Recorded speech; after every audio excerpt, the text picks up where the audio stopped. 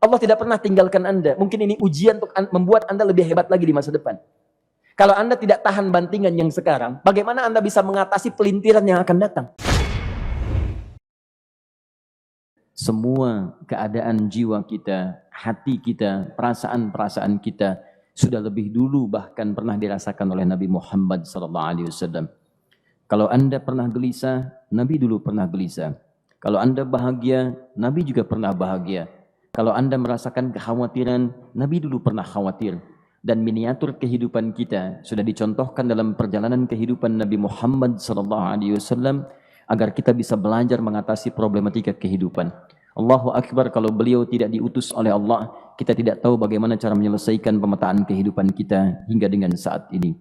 Bahkan satu ketika, pernah beliau kemudian dalam masa yang telah panjang berdakwah, qadarullah kemudian ada wahyu yang jeda datangnya tidak seperti biasanya. Biasanya datangnya cepat, berganti hari turun wahyu, ganti pekan turun wahyu. Ini beberapa masa wahyu belum turun. Ada hikmah di balik itu. Teman-teman sekalian, tiba-tiba beliau naik ke atas bukit, wahyu belum turun juga. Pulang ke rumah, belum turun juga. Sampai keadaan itu terlihat oleh kalangan kafir Quraisy dan mereka berkata, lihatlah Muhammad sudah gila. Dituduh gila. Jadi kalau Anda cuma dituduh dengan hal-hal yang ringan, dituduh soleh, kan? Dituduh kemudian orang yang berubah, dituduh semakin beriman dan sebagainya, barangkali itu lebih baik. Nabi dituduh gila, Anda bayangkan. Tuh Muhammad sudah gila. Muhammad sudah ditinggalkan oleh Tuhannya. Muhammad sudah kehilangan pegangannya. Muhammad sudah tidak punya orientasi. Orangnya sudah nggak jelas, bolak-balik tidak karuan. Naik ke atas bukit seakan-akan orang yang frustasi dan seterusnya. Tapi tahukah Anda apa yang terjadi?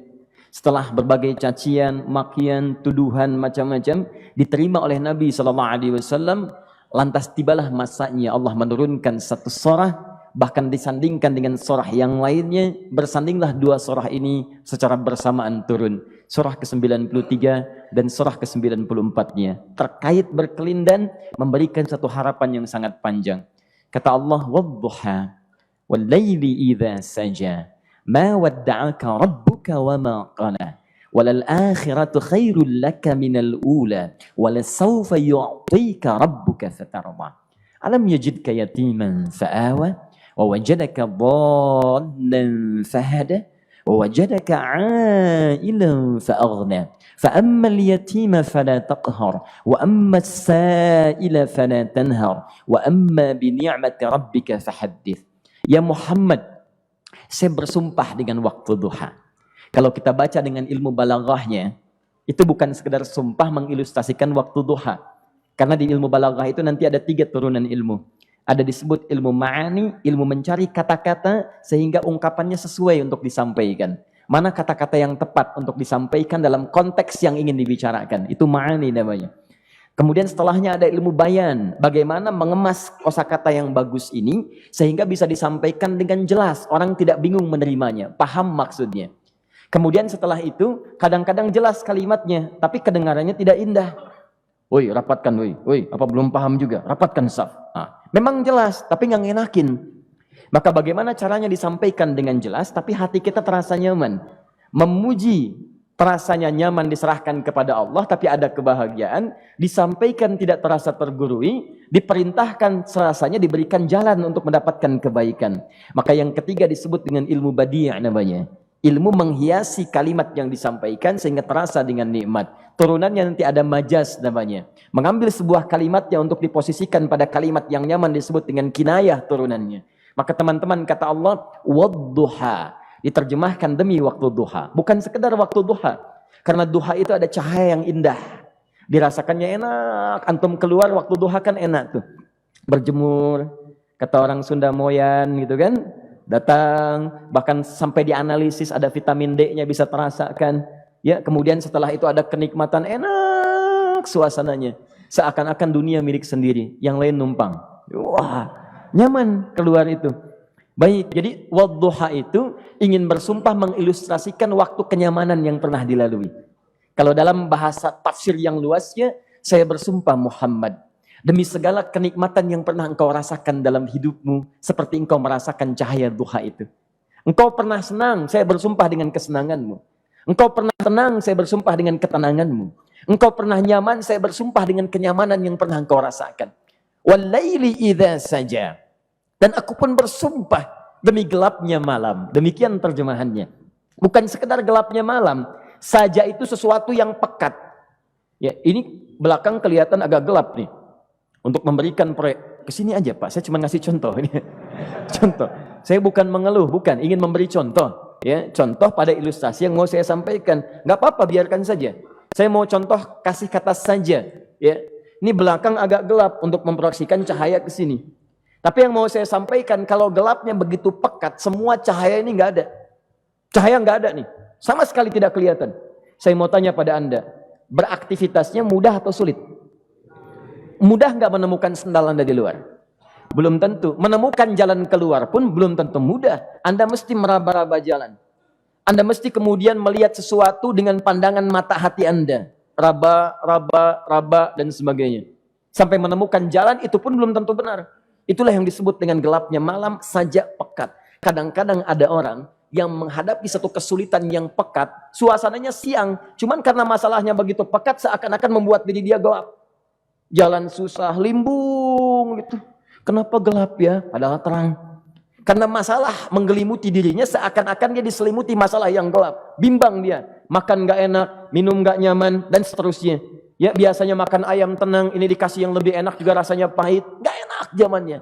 Maka kalau kita ilustrasikan dalam suasana tadi Muhammad, saya bersumpah, engkau pernah hidup nyaman, ataupun engkau mengalami masalah yang sangat pekat dalam kehidupan.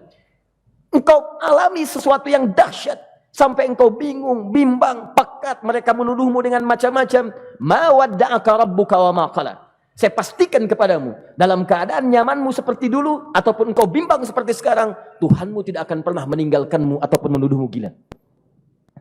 Orang-orang yang dekat dengan Allah subhanahu wa ta'ala, maka Allah akan menjaganya, baik dalam keadaan yang tenang dan nyaman, ataupun dalam kesulitan yang luar biasa. Walal akhiratu khairul laka minal ula. Nanti saya akan tunjukkan kepadamu. Jika kamu telah tabah dan sabar menerima cacian mereka, menerima tuduhan mereka, nggak apa-apa, ini kan muqaddimah. Masa kamu masih panjang.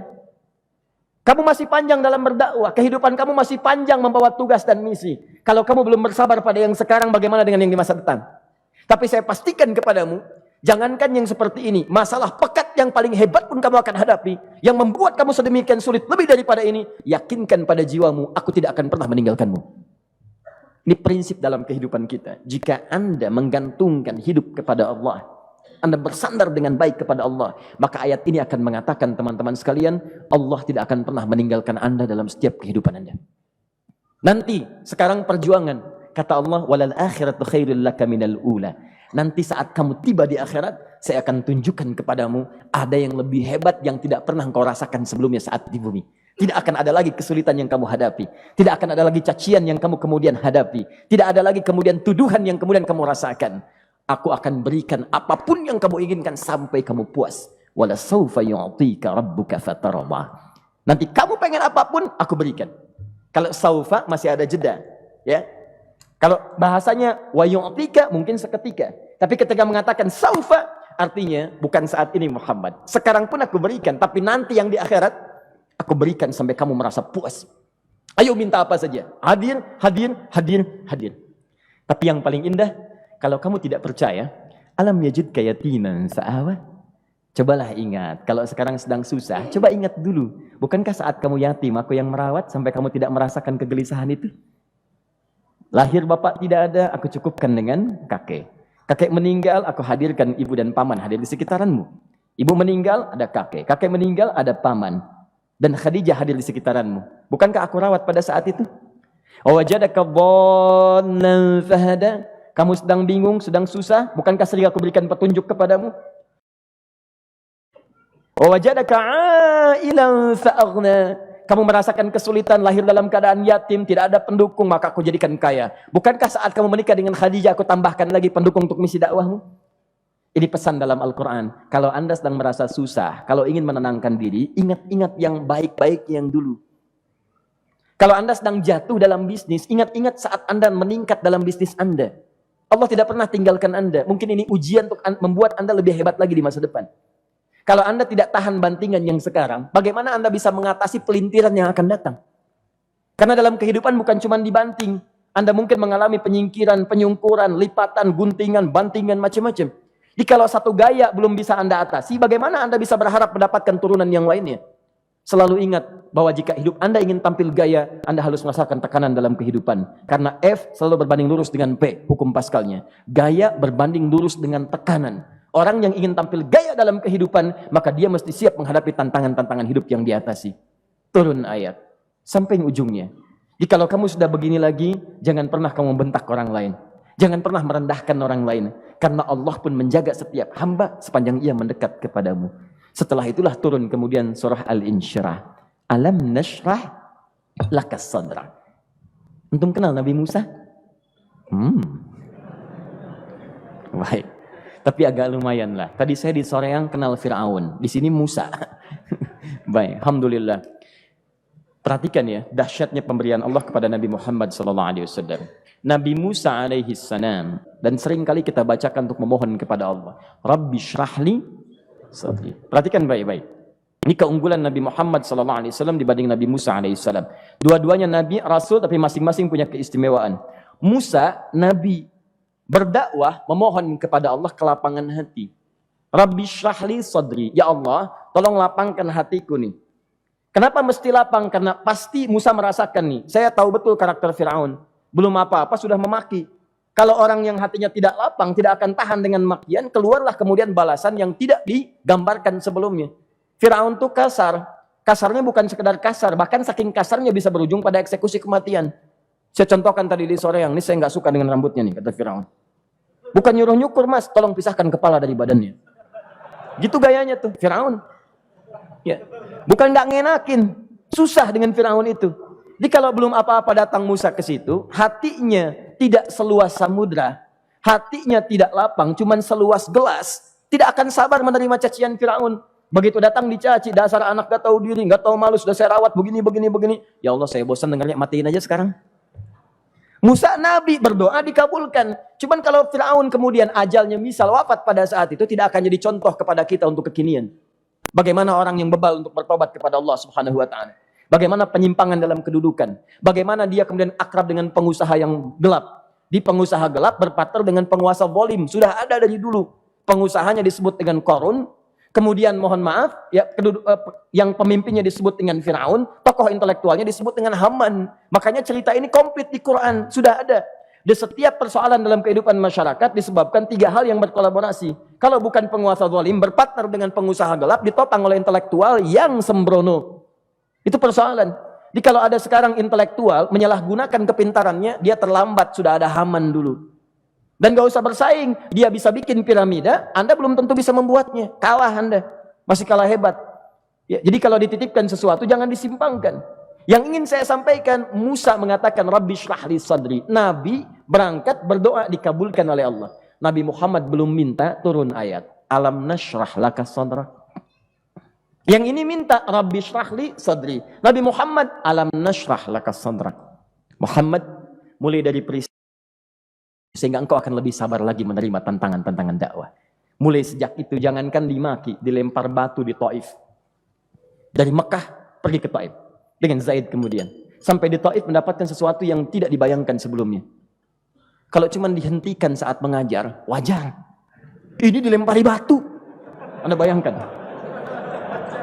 Bisa kebayang nggak? Lempari batu tuh. Lempar, dilempar. Zaid jadi tameng, berdarah-darah, kemudian mundur. Mundur, beristirahat di bawah tepian pohon. Begitu beristirahat, datang malaikat penjaga dua gunung. Turun malaikat dengan kesal mengatakan, Ya Rasulullah, mud yadaika ilas sama. Ya Rasulullah, angkat tanganmu ke langit.